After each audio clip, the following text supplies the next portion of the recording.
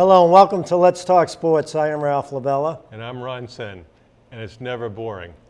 He's a 40-year-old quarterback, and he was his team's MVP in 2017, and he's retiring. Should the Patriots worry? No, it's Josh McCown, and he's going to be broadcasting for NBC, looking to become the next Tony Romo. Good luck to him. He had a 17-year career with 8 different teams. Last year, I didn't know he got paid $10 million by the Jets to watch, and more power to the guy. He's a good team player, but I mean, he didn't have any talent, so they liked him because he worked good with the younger players and the quarterbacks, but it's a good move by him. And this player's brother just got traded to the New Orleans Pelicans, and he's signing with the Australian National Basketball League. LaMelo Ball is the 21st ranked ESPN prospect, and he's looking to leverage a year in Australia to become what he says the number 1 draft choice of the NBA. He's the youngest? Yeah. And he can't play college because he played pro in Europe. I don't know. I've seen him play on film. He takes 35-foot jump shots and basket hangs. He doesn't play any defense. He's rated 21st at his age? Right. Now, he would be, if he was in college now, he would be a sophomore if he didn't go to Europe. I don't know if he'd be a freshman or... Freshman? Yeah. But I'm not seeing it. So he's the second player to opt out of college to play in the National Australian League. Understandable, because he'll get paid. I mean, it makes sense for him. And he'll get some exposure to have a reasonable developmental league there. I mean, that's where Baines is from. So you never know. The U.S. Women's Olympic team only scored 3 goals yesterday. They should have had about 6 or 7, but the goalie for whoever they were playing, I can't even remember who they were playing. Chile? Yesterday. No. No. Ecuador? I don't know. One of those Latin Americans. The goalie was phenomenal for the other team. U.S. won their opener 13-0 against Thailand, and it was kind of ridiculous in that they talk about this goal differential business. Come on, 13-0, and you had your starters in there until the end. I don't know. You compare that to basketball blowout. It's that equivalent to a basketball game would be 325-10. Well, basketball. Just think about it. You average 3 goals a game. In basketball, you average 75 points a game. Sure. Okay, that's 25-1. So, well, it's just ridiculous to have these overwhelming celebrations of goal number 11, 12, and 13. I don't blame Thailand. I'm sure put the best product they could on the field, but Dan Shaughnessy had a column on it yesterday about how it's just ridiculous that some of these teams, and he says, look, he'll be the first one to be critical of Gino Auriemma, the godfather of blowouts, but I don't know, I don't think it's quite the same. Anyway, the Lakers made an enormous trade with New Orleans, and they have Anthony Davis for half their team. I'll tell you though, that's a good deal for both teams when you look at it. I mean, it's a good deal for New Orleans. They get the number 1 pick, they'll get Williamson, number 1. They get the number 4 pick from the Lakers. Right. They get the number 4 pick, they get Ingram, they get Hart, and they get Ball. You know what I think about Ball? I think he's a real good point guard. Yeah, I think Ball will be useful. I think Ingram's going to be out of the league shortly because I think he had a severe health problem. He had a spontaneous clot in his arm, and that usually goes along with having severe underlying disease. Most people with that problem would have to be on potent blood thinners for life. And I don't think you can play in the NBA on the kind of blood thinners that he'd have to be on. We'll see. Josh Hart, reasonable role player, but they got 4 draft choices out of it, and all they lost was a year of Davis. So what? So good deal for New Orleans. The Lakers still have LeBron James. They have Kyle Kuzma. I'm surprised they made a good deal there, the Lakers, not giving up Kuzma. Right. Kuzma's a real good player, so I don't think that we have to feel that they're done. So by any means, all they really need is a decent point guard. You think they'll sign Rondo? I have no I mean, idea. who are they going to get for a point guard? Rubio? That's what I'm hoping the Celtics get. No idea. But, I mean, it's a good move for both teams when you really look at it. I mean, New Orleans could have like Ingram's going to be huge, but they're going to have the number 1, number 4 pick. Well, Las Vegas had them as the favorite to win the NBA Lakers? championship, right? So, Well, that's because I they know. think they may get Russell or Kyrie. I don't know if they're going to get Russell back, though. no idea. But If they know. get Kyrie, they may be favorites. well, can you really see Kyrie being the number 3 option again?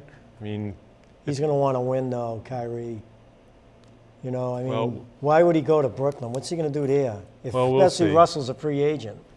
well, obviously the real news is the Bruins and their physically painful loss to St. Louis. The Blues avenged their previous Stanley Cup failures during their first 3 years of existence, and they were an overwhelming physical presence for the Bruins. And the postmortem examination on the Bruins really has to start with the first line.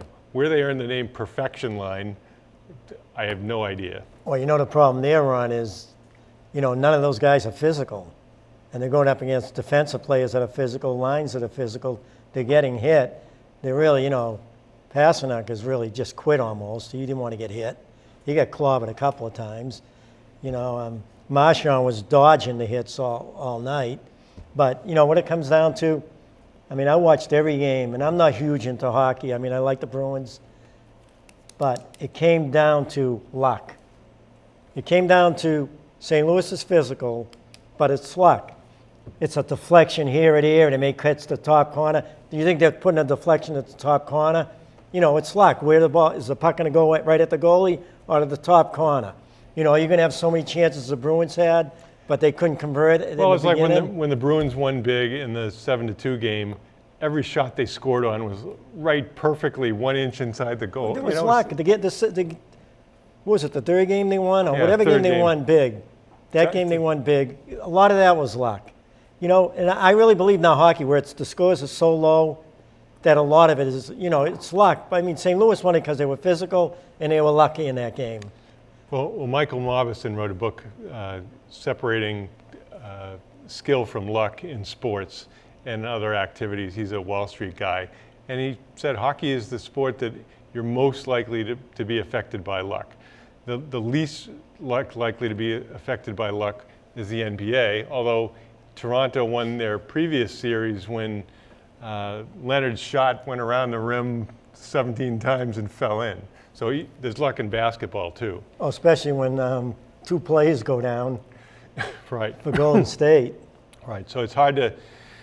No one could say before the series that you're going to lose Durant and Thompson indefinitely with major injuries. And then Curry, I was surprised, didn't play well in the big games, and that hurt him. But it's a shame that they had the injuries. I was rooting for Golden State, even though they've won a lot of titles. But that's what happens. Well, we'll get back to the Bruins. A lot of people, it seems, want to pin the Game 7 loss on Rask. I don't think he really had a chance on the first 2 goals. The first goal, a real good goal, even though it was deflected, he wasn't blind. He could see the play. The puck was coming, got deflected, and went maybe a foot this way. He had enough time to react. I think that was his fault. The second one, they said, might have been his fault, but that's not the reason. I really believe the reason was they totally dominated the game early. They couldn't score. I knew that they were going to get a crazy goal, St. Louis, when the Bruins couldn't score, when they had several chances. And then the game turned around. And just like when the Bruins won big, St. Louis got the breaks, they win big. And that's what I was worried about. Who's going to get the tipped shots, penalties, some shots. Bruins had so many chances, they couldn't lift St. the Louis puck. They had a lot of skilled players that didn't have the greatest series either. I mean, O'Reilly was amazing during the series, but Tarasenko didn't have a great series. Shen, Schwartz, so their big scorers Their were somewhat defensemen played great, neutralized. though. Yeah, Pareko's phenomenal. Bouwmeester, they're really Physical, big. they weigh you down. They did it to San Jose, the same thing. As the series went on, They get worn down by the hits. I mean, you can't tell me that hit on the boards. I forget who it was for the Bruins, and they recovered the puck. They passed it out, and they scored their first goal. I mean, to me, that was boarding, but they weren't going to call that in those games. Yeah, I'm not really sure what. I mean, once upon a time, it seemed that things that are just called hard hits now were charging or boarding or interference, and now a lot of that stuff gets let go. Ron, early on, if the Bruins, they couldn't convert, they couldn't lift the puck a couple times. If the game went where they dominated, they should have been up 2 or 3 to nothing early on, at least 2 to nothing, and then from there they would have won like 4-1. But that's the way it goes. Well, it'd be interesting to see if the Bruins had won somehow, made a comeback. Would Chara's playing with a broken jaw be the equivalent of the bloody sock for Schilling? Maybe although Schilling pitched, I mean, Chara just played defense. He didn't do anything great. Yeah. You know what I mean? Schilling did something great. But still, it was. But hey, he's a good guy, Chara. He's a good leader. I'm glad he's coming back next year. Well, it'll be interesting, speaking of who coming back, who probably won't come back, or how they're going to be. Johansson won't be back, I don't think. Yeah, Achari, we'll see whether he's back. Backus, can they? He's gone.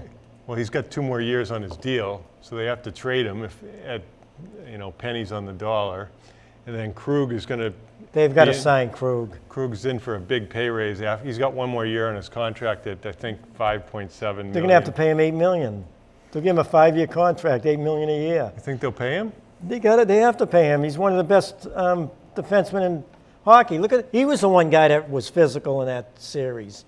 5'6", whatever. What is he? 5'8"? 5. Well, he took the run at the guy in the first game without a helmet. So he was in there scrapping the whole way.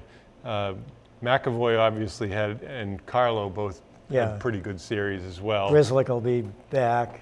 Right, Grzelcyk.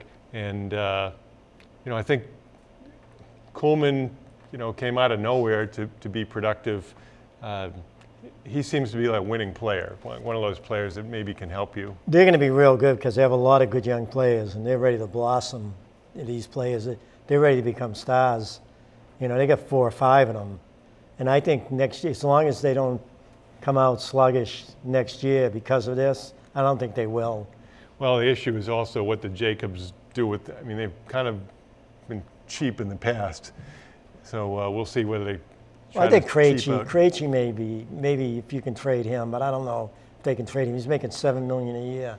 Yeah, he was not strong, and unfortunately the first line just really didn't get much done. No, you went up against a team that's very physical, and they really took him out of the game.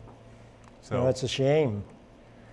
Just to jump back to the NBA playoffs, I watched a lot of it, and I thought it was pretty good basketball for the most part. It's really unfortunate for Durant. I'm sure his previous injury contributed. I'm not thinking they misdiagnosed anything.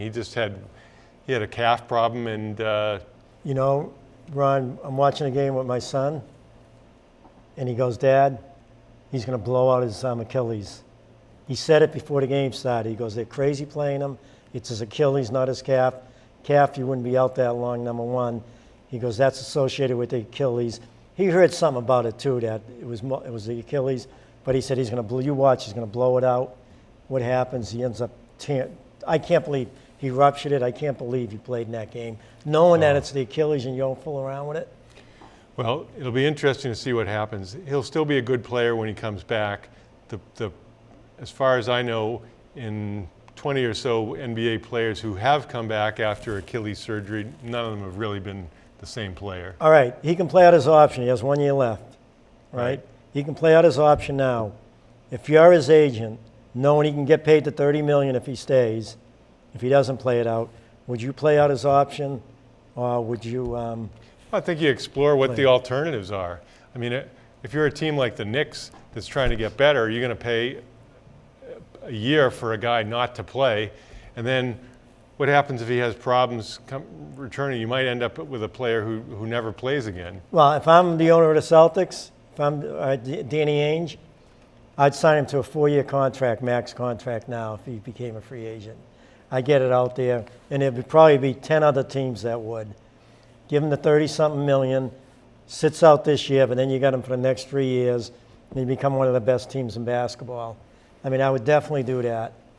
Well, Golden State's really have got their hands tied now. They're at the mercy of Thompson's a free agent, so he can do whatever he wants. He is not. He's just an unrestricted, on the market free agent. And I'd sign him too, knowing he's going to be sitting out most of the year next year. Kid to me, he's still young enough. He's going to have four real good years after that. The best defensive guard in basketball, one of the best shooters in basketball, one of the smartest players in basketball. I'd take that chance. These owners that got millions and millions of dollars, wouldn't you take that chance? Yeah, I think Thompson, people come back after ACLs pretty well throughout sports.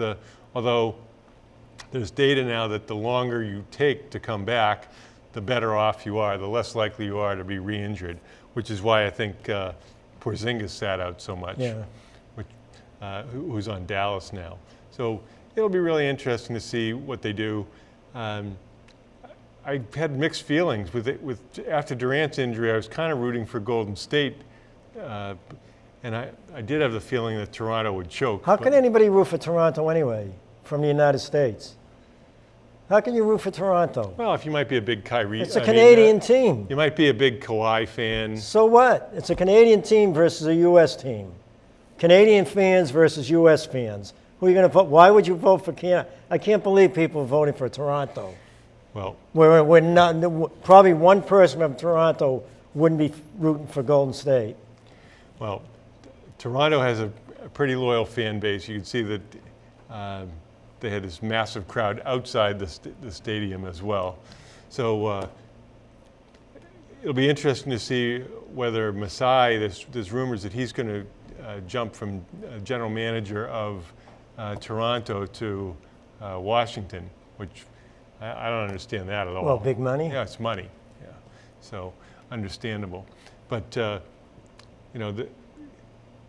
big news of the week, it's kind of overshadowing the playoffs, is this trade and sort of upheaval throughout the NBA. There's so many point guards that are available now.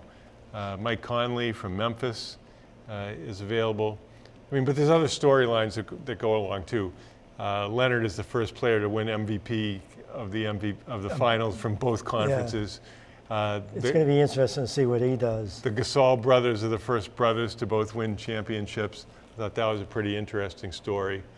And we'll talk more about the Celtics, but the Celtics have an interesting rebuild. And it'll be interesting to see whether Tatum and Brown can work on their games enough to be impact players, fringe all-star players. Well, there's going to be some big moves by Ainge, I think. I'm looking forward to it. This is going to be interesting. They got the draft coming up and then the free agency coming up. Well, Ainge has gotten credit for two things. He was able to get Garnett and Ray Allen to win the championship, a decade ago. And then he was able to trade Pierce and Garnett to get the draft choices to rebuild the team, and although not to a championship level. The question is, does he deserve criticism for not really drafting that well? I mean, how many players have they drafted that have turned out to be anything in a number of years? And a lot of the players that they've drafted, the mid-first round draft choices, haven't turned out to be anything. I think Leonard was a 15th choice, and so many other players like the Greek? Well, right. He was 12 or 13. Yeah. So whereas the Celtics drafting in the teens have gotten nothing. No. Rozier was 17, I think. And, Olenek, but he wasn't. I'd be happy to let Rozier go. Yeah. Do you have an opinion on Rozier? Well, they're going to have to, if they can't get Rubio, they're going to have to sign Rozier. You're going to have to sign him. I wasn't happy with the way he played this year. Especially, he was one of my favorites coming out of college, coming out of Louisville. But he's not a point guard. He doesn't think pass. He doesn't think setting up where Rubio does. He thinks about scoring. Well, what do you need a scorer for when you have the other players out there that can score? He's got to set them up. if he can come in with that mindset, if Ainge talks to him, who knows if Stevens is going to talk to him and explain what he wants, then maybe sign him because he is quick, he can hit the open shot, but he's got to become a better point guard. We'll be right back.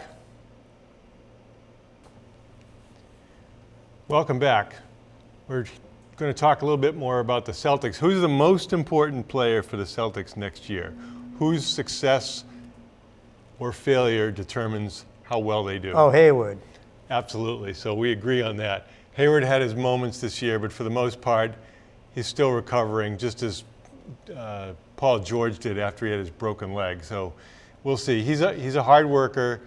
You hear a lot of talk floating around now. He's never really a superstar, so why are you pinning your hopes on him?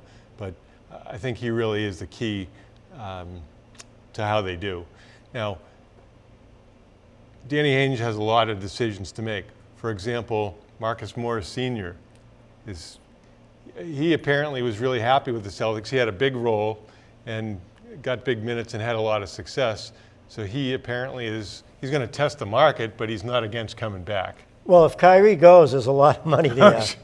There's a lot of money there to sign Morris, to sign Rozier, to get a free agent. If you had to put a percentage bet on whether Kyrie were going to stay, what percent chance do you think is that he's going to stay? Do I? 20? No, 10. I would say almost 0, but 10. Unless things get. Why would he want to go to Brooklyn over the Celtics? But I wouldn't want him on the Celtics. I think the Celtics, we talked about the development of the younger players. They'll develop a lot better without Kyrie. And Hayward will play a lot better without Kyrie. Hayward now would become the star of the team. Again, people don't think so. People are talking about, Brown, Tatum, the stars. No, they don't know the game like Hayward knows it. If Hayward would become a free player without Kyrie. He'd have more freedom. He'd handle the ball a lot more and become the player he was with Utah. And he's a very good passer. Tatum and Brown would be much better without Kyrie. Horford, or if they sign Rozier. Then we're not talking about if they make the deals. Well, the problem with Russell is that he's kind of a shoot-first point guard, which they don't need another guy who's going to be hunting shots all the time. Well, Russell's more of a 2. Yeah. So if they get Russell, you may see a deal for Brown. Because if they sign Russell, Russell's a 2, Brown's a 2 most of the time. You may see them trade Brown. Will they trade Brown for Capella, which they could definitely make with Houston, or would they trade Smart, which is the rumor, for Capella? If they get Russell, I wouldn't mind seeing them trade Brown, even though Brown's got a real good future, I believe, because now with Russell playing a 2, better shooter than Brown, quicker than Brown, although Brown's a very good athlete, Russell's very quick. You'd have that type of a team. Well, I'd rather see him get Rubio and have Smart be the 6th man. And wouldn't you rather see them get Rubio and trade Smart for Capella? Oh, if they could get Capella for Smart, I'd be okay with that. But a lot of people in work were saying that, well, you're going to be weak at guard. You're going to be stronger at the forward and center position with Capella now, with who they have. But my thinking is, hey, one thing at a time. If you can get Capella for Smart, you make that deal. You sign Rozier, maybe then you can get a point guard somewhere. Then don't forget they have those draft picks. Maybe they can pop one of them. Well, it's interesting. They have a fluid situation down in Houston. D'Antoni's not agreed, or negotiations are off right now about extension of his contract. Chris Paul and Harden apparently are having a little set to, I don't know about what. Everybody's getting paid and everybody's getting plenty of shots, but maybe somebody has to be the lead dog and he doesn't want to be the... Who's that? Between Paul and Harden. Well, Harden, how can you want to play with Harden? What good player would want to play with Harden? He handles the ball 80% of the time. Are you kidding me? He's like Kobe, except worse. No, he's like Westbrook, who I've never liked Westbrook, and he won the MVP award. I said, who would want to play with Westbrook? Number one, Westbrook could never, ever win a championship because he can't shoot. So in the key situations, what are they going to do? He's not going to be a scorer for them. And then when they play that tough half-court defense, he's not going to get to the rim as much. Well, the number one priority for the Celtics after Hayward is Brown and Tatum getting their head right and developing this summer. I mean, I think they're both pretty hard workers. Unfortunately, the success that they had in the finals, Eastern Conference Finals the year before, went to their head, so that they thought they were more than they were. And they're not getting good coaching either. I really believe that Stevens should go back to college because he's not a good pro coach. I said that when they were winning last year on. He's not as good as people think he is. He doesn't know how to handle the pick. He never blitzes the pick.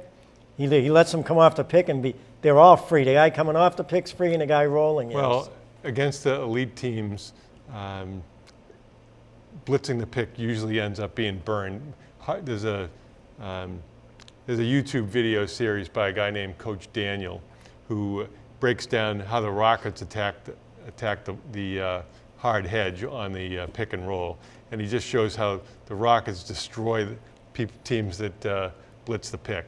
So I think that it's personnel dependent, but it's not so easy to just say that if you trap the pick or blitz the pick regularly that you're going to be able to stop teams. The pick and roll is hard to stop. Most of the time you're better off statistically if you make the point guard drive or the ball handler drive or take these intermediate range floaters, as opposed to giving up the pick and pop, because there's too many of these guys that can make that shot now. Yeah, but if you blitz the pick, a lot of teams like the Celtics, they don't do it right. Horford hedges. He hedges. Walker will come off the pick. Horford will hedge. Baines, when he's in there, plays way off of it. And Walker comes off the pick and just keeps burying three-pointers. Russell, again, they're coming off the pick, they're hedging. Instead of attacking him, what I mean by attacking him is once they come off that pick, you're up a step in front of the pick. So that dribbler has to dribble away from the basket. When you do that right, they did it to Curry. And Curry had big-time problems in the semifinal series. And then he had a couple of good games. But if you attack that pick properly and blitz it properly, I mean, if you're late, it's useless. Well, I think defensive efficiency-wise, the number of points allowed per 100 possessions, the Celtics are still one of the better teams in the NBA. But what they have to deal with in the Eastern Conference is they're not as good as Milwaukee right now. Obviously, they're not as good as Toronto, and Philadelphia is getting better. Although there's talk that New Orleans may be interested in trying to trade for Simmons, which is kind of interesting. Who are they going to trade for Simmons? New Orleans? New Orleans, I think, is interested in trading draft choices. So maybe that 4 pick from the Lakers, because but they won't give up that. They won't give up Simmons for that. No, they'd have to give up another player with him. But I think that the problem is Simmons can't shoot. He just can't shoot. And then in the playoffs, Simmons is against a good defense is useless. Yeah, if he can't get to the rim, he's just not a productive player. So maybe he goes to another team and he's going to be more successful. Well, we'll see. We'll switch gears now, switch over to the Patriots. Patriots are always in the news, even during the off season. And who would have thought that the big news would have been Nick Caserio, who I don't know, you can say, nobody really knows what his job is. He's director of player personnel, quarterback in practice. He's in Belichick's ear. I don't think he'll leave. And he can't leave, right? No, he can't. Apparently in his contract, there's language that's saying he's not allowed to be released for interviews. I think his contract goes to 2022. What's his title? I think he's director of scouting or player personnel. So he would like to be GM of his own shop. Now, how did this all come about? Patriots had their distribution of Super Bowl rings, and one of the people who came back was their character coach, Jack Easterby, who had fled to Houston to be with O'Brien. Well, apparently, when he was up there, Easterby was trying to recruit Caserio away, and that's why the Patriots filed tampering charges Oh, wow. against Houston. And now people said Easterby left as part of the whole Kraft scandal because he was the character coach, and pretty much everybody held Easterby in high regard, although now I bet his name, he's probably in the yeah. Pioli's type Why'd they invite him back anyway? doghouse. Well, he was back for his Yeah, his but they could ring. have just sent it to him. But apparently Easterby is a real social climber, and he has his own designs on becoming a general manager. So the Patriots coaching tree and personnel management tree is expanding. What it sounds like, the big surprise of minicamp was Jamie Collins. Yeah, that's what they said. So, I mean, you know, they're practicing with shorts and shells on. They're not hitting, so who knows what it all They're means. saying now that he's gotten his money from Cleveland, you know, that he's going to He wants to not win worry now. about that part now. He wants to be, you know, help the team out. I mean, they're going to be a powerhouse run. Yeah, I mean, they've got a lot of. People are worried about the offense. Harris was Alabama's best running back. I mean, he's a really good player. I mean, All around He running might be back, better right. than Michelle, and he hasn't He's he hasn't tougher. had the workload, and he's not hurt so far. But Michelle's tough. You know, Oh, he yeah. gets hurt, but he's a tough runner. Yeah. Yeah, but Harris is really good. And then Harry apparently got a lot of extra time with Brady and developmental coaches, Troy Brown, etc., because they're counting on him. He's a really big body. They said he's the one player that you couldn't tell he didn't have shoulder pads on. He's so big. But Ron, you look at the Patriots, they have to be favored to win it. I don't care. Some people saying Kansas City, Pats have to be favored. Look at their defensive backfield, has to be one of the top 2 or 3 in football. Their offensive line has to be one of the top 2 or 3 in football. Their running backs combined have to be one of the top 2 or 3 in football. Okay, at end, it's an if. It's an if, but Well, if Thomas is healthy, what, you mean Michael Bennett, the defensive end? no, whatever. Oh, wide no, receiver. I'm talking about wide receivers Okay. now. The wide receivers. If Thomas is healthy, you got Edelman.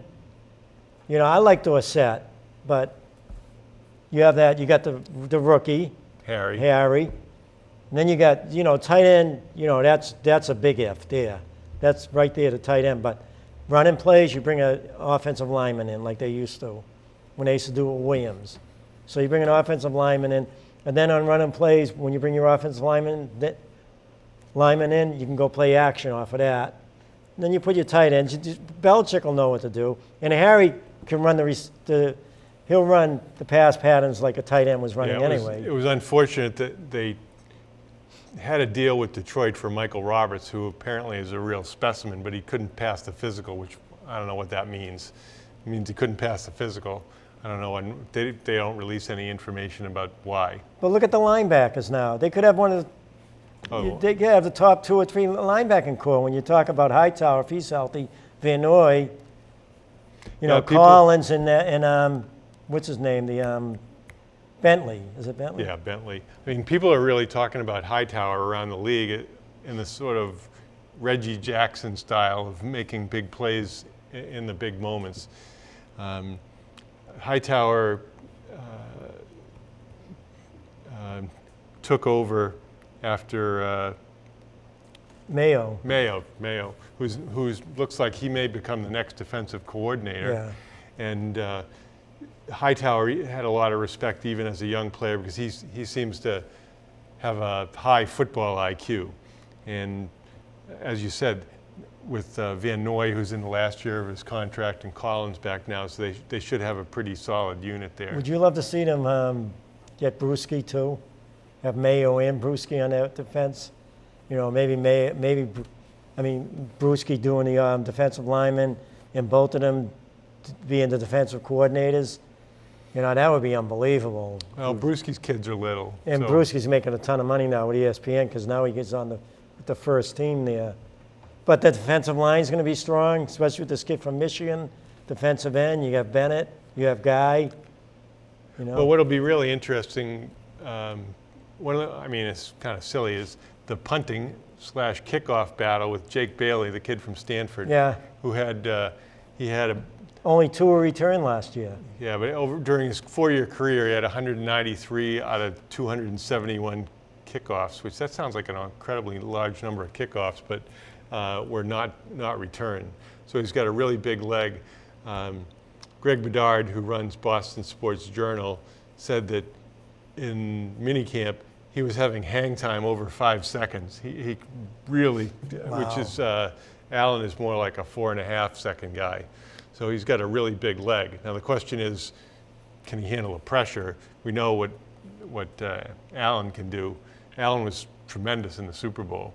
So, and Allen's got a contract. Not that they could probably trade him if they wanted to. I look at 14-2 for them run. I think they're going to have a powerhouse this year. Well, I really do. it always depends on Brady being healthy. Kansas City, as everyone knows, has the issue with Tyreek Hill, their wide receiver / child abuser, and I don't think anybody has any idea what's going to happen, but it's hard to imagine him not missing half the season at least, if they can bring him back at all in Kansas City. Yeah. But I just think the Patriots with defensive backfield now and the linebackers, defensive line, I think they'll beat Kansas City. I'm not worried about Kansas City anymore. You know, last year was that first half they dominated. The second half, Kansas City got it going. But I think the Pats are going to be really. I think this team's going to be as good as it's ever been. Well, the problem that we always saw is they had an imbalanced team. They didn't have enough Yeah. defense, but now they really have solidified the defense. All right, you can always argue that if it weren't for a couple plays, then the Rams could have won the Super Bowl. Well, that's what it's all about, making a couple more plays. Oh, yeah. I mean, the Pats early on, they were in their territory 5 times in a row. I mean, if things went right, it was a weird game. They could have scored like 24 more points when you think about it. One play here or there, they gained over 400 yards. You know, I usually think about it. You're going to score about a touchdown for every 100 yards that you accumulate in offense in the modern NFL.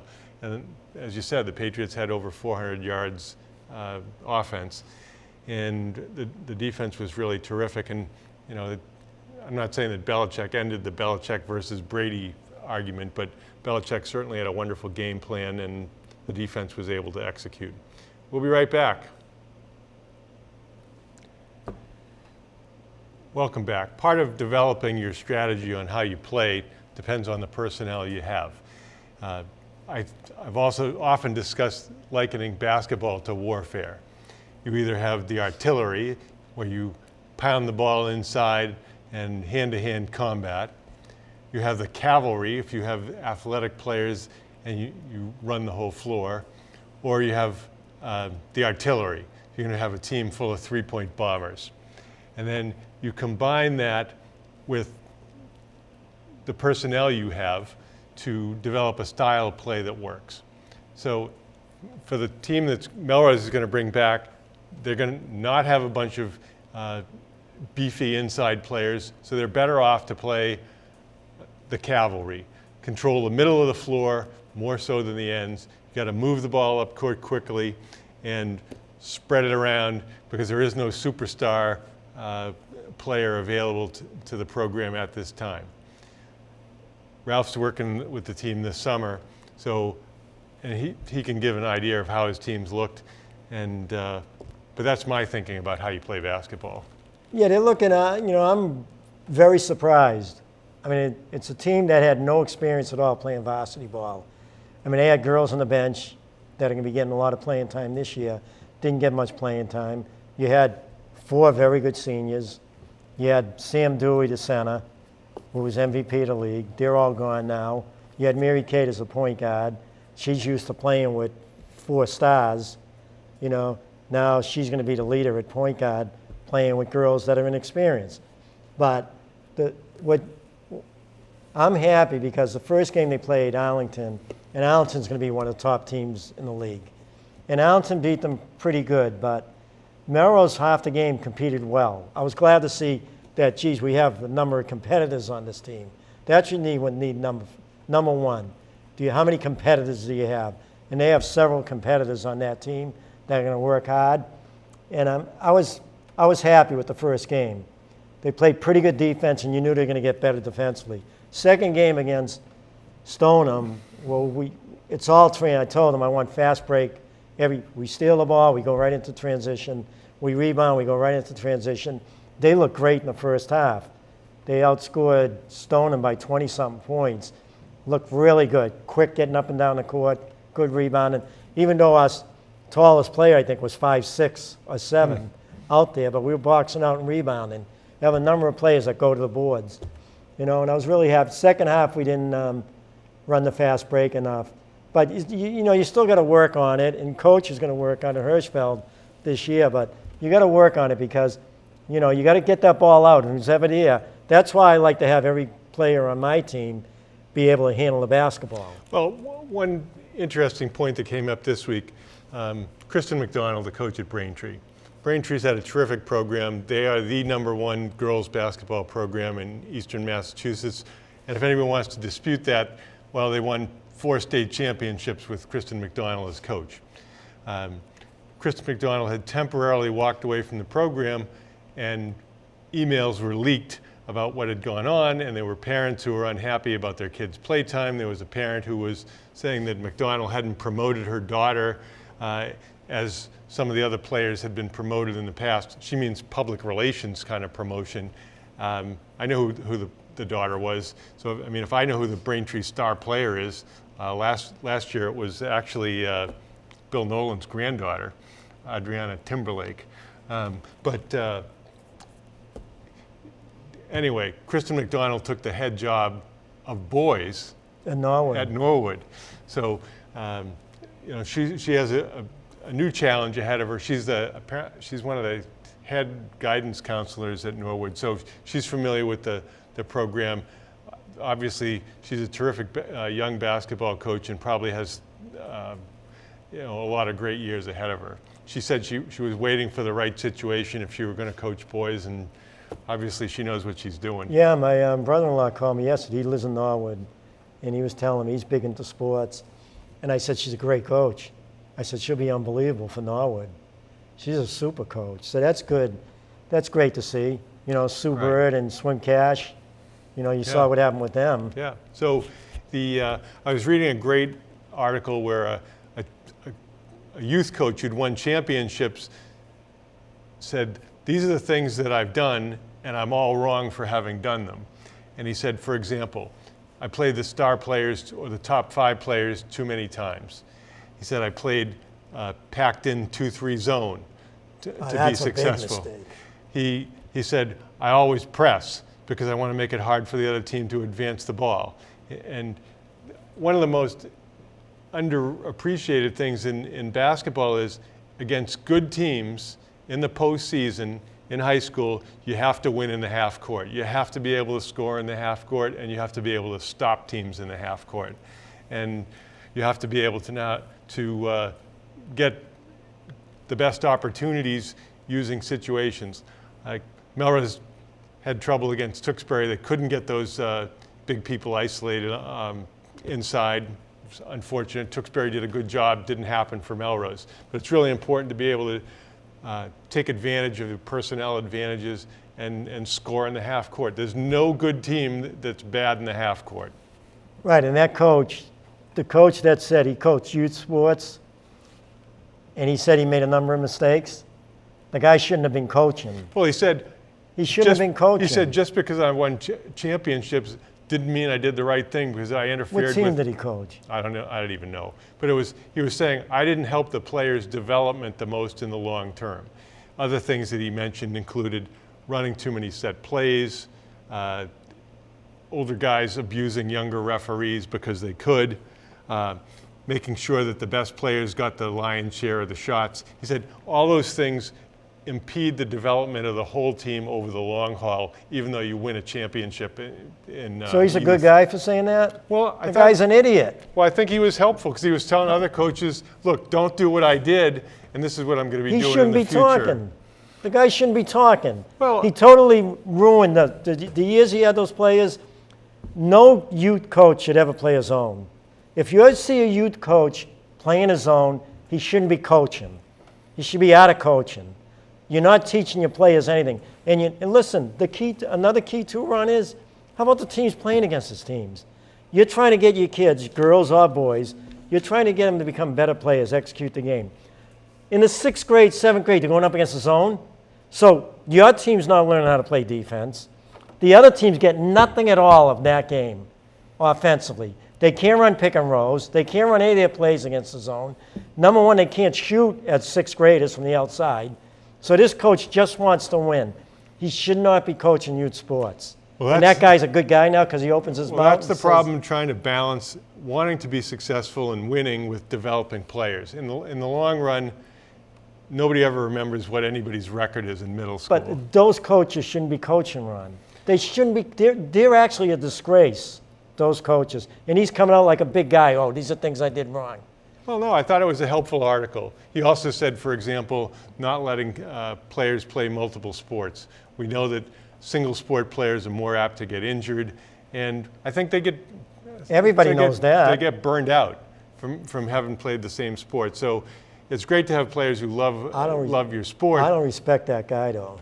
Well, anyway, we'll move on to baseball. The Red Sox have hit their high water mark of the season, 5 games over 500 as they beat the totally pathetic Orioles. Even though they beat them, the Red Sox are still showing some really negative signs as far as I'm concerned. They're running the bases like little leaguers. They're getting Bogarts and Betts in particular got hung up in pickles because they weren't aware of what was going on. And the bullpen still looks shaky. They got every 5th day they got a AA or AAA pitcher starting. Well, that's what we said earlier in the year, before the year started. In the first month or two, everybody's going to be saying, what are we doing here? We don't have a closer. They're almost at the halfway mark of the season. Eduardo Rodriguez has 7 wins. Marcus Walden has 6, and Brendan Workman has 5, and everybody else is below that. Now, Eovaldi still on the injured list, so I don't know what his progress is. And, a number of players are either hurt. Well, I'm not going to complain about injuries when we're comparing them to the Yankees, or really underachieving. And maybe Mookie Betts is feeling the pressure of trying to earn his money. I still think they're going to win 90, though. They'll get on a hot streak. Problem now is they've won a couple lucky games. They're getting on a little streak. Now they're going up against Minnesota. And then after that, who do they play? It's not Houston, is it? It can't be Houston again. I'm thinking it might be Tampa, but I'm not sure. Tampa, maybe. The Yanks are playing Tampa tonight. So that's going to be the Yanks playing Tampa and the Red Sox playing Minnesota. The players that have really performed well lately, I don't want to. Bradley is maybe the streakiest player I've ever seen. I know. It's all or nothing for him. So now he's hitting a little, but he's going to cool off. He'll probably cool off against Minnesota. It's unbelievable with him, isn't it? I know. He's hit over 300 for the month, and he's hitting home runs, and his batting average is up to 211. But before that all started, he was in the 150 range and just looking pathetic. Bogarts has 14 home runs and is really looked best hitting the ball as he had ever with the Red Sox. And maybe it's because there's no pressure on him anymore because he got paid. Hey, what's Betts going to do next year when he goes to arbitration? He has one more year of arbitration? One more year. And if he hits 260? He's not going to get a raise off what he's doing this year. I mean, that's going to be interesting. That's when the Sox should sign him to a 10-year contract. Well, and then Sale, who's off to a terrible start, yeah, but he's not getting any. He's pitching good. good. No run support. I mean, Red Sox fans should be happy with him. Yeah, he's been fine. I mean, after his first 4 or 5 games, he was struggling, but he's been fine now. But you know what? Biggest disgrace in all the sports is giving Harper that contract. Oh. I mean, they knew it. He's a 240 hitter with some power, and he looks great. He looks great up there, and they give him all that money. He's always going to be a 240, 250 hitter. Some years he'll hit 40 homers, some years 30. He'll be around 90 to 100 RBIs. That's 30-something million a year for 10 years, whatever it is, or 8. We have the greatest player of the generation playing the game. Trout. Obviously Trout. I mean, when you think about Mickey Mantle, Willie Mays, Hank Aaron, that's Trout. I mean, same kind of dominant player, year in, year out, phenomenal player. And then beyond that, there's a lot of guys who have good years now and then, but who do you compare J.D. Martinez to? I mean, it's not like you're going to say he's Roberto Clemente or Hank Aaron. He's a good hitter. Yeah. And he did throw somebody out from the outfield the other day. The Red Sox have problems. Houston's a better team. The Yankees are a better team. Minnesota. Yeah, I don't know about the Yankees, though, Ron. I'm worried about their starting pitching. They've been blowing a lot of games. They get 4-0 leads. Next thing you know, the other team scores 5 runs in 1 inning. And then the Yankees bullpen, the top 4 or 5 are really good. But when you have to go, a lot of times they don't want to use them all the time. Well, Betances is still out, right? Yeah, they go to Holder, or they go to Cestus, and they just give up runs every game. They give up runs. Yeah, but the other guys are phenomenal. Yeah, but they don't want to use them because the starters aren't going long. The starters, you got, Well, Sabathia must be collecting Social I don't want Security. to call him, give him my nickname. Tanaka's only going, he's not going long in games, Paxton's just coming back from the injury. Hab's not going longer than 5 innings. So they're bringing in these guys every game. Well, on the Red Sox, I think the guys that are surprising me so far is Vasquez, who's offensively looks like he's turned a corner somehow. I don't know how. How about Hernandez last night? Oh, he hit an opposite. That a big right? There's one out in the last inning. They're down and run. They got Hernandez up, and he hits a home run to tie the game. To the opposite field, about 420. And then. I love watching that. I'll tell you.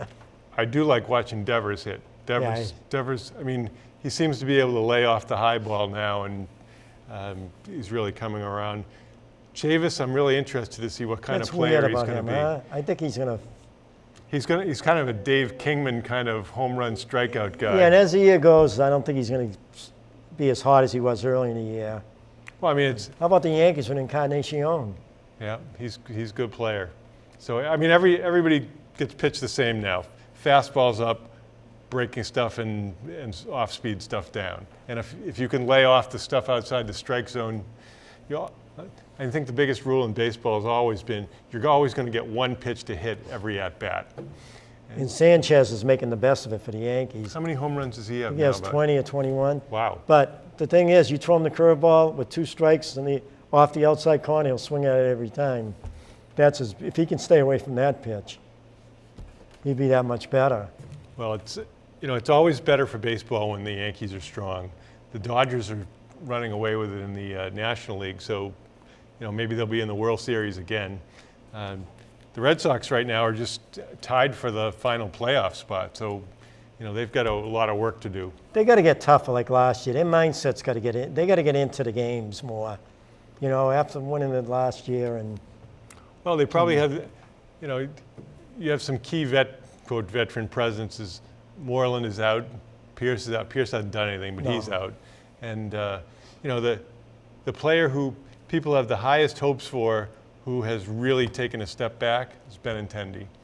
He's 260 something. Yeah, he's not hitting for power. Well, him and Betts really. He's striking out. I think his strikeout rate went from 16% to 23%, something like that. There's just something wrong with. No, maybe he's hurt. I don't know. But what do you do after you win a title?